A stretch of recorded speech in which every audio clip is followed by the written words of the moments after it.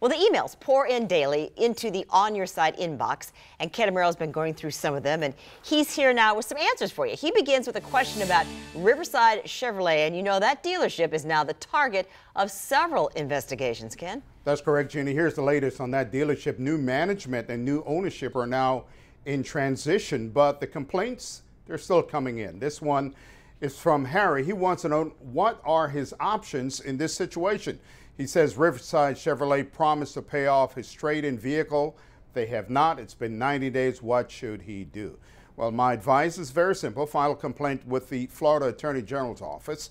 Check your credit history at annualcreditreport.com.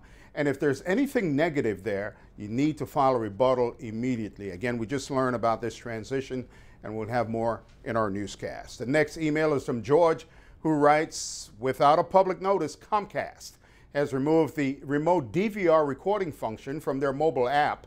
Please inform your viewers. Well, a Comcast spokesperson told me it was removed after the International Trade Commission ruled there was a patent infringement, and Comcast is now appealing that ruling.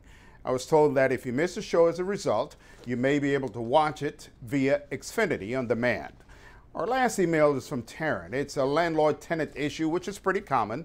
And she writes, I'd like to know how could I expose my apartment complex?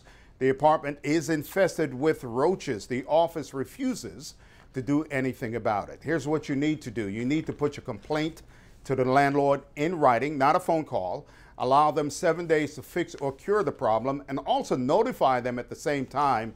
If they don't, portions of the rent will be used to hire a pest control company. And please document everything. Now you can also file a complaint with the Florida Department of Business and Professional Regulation. Back to you.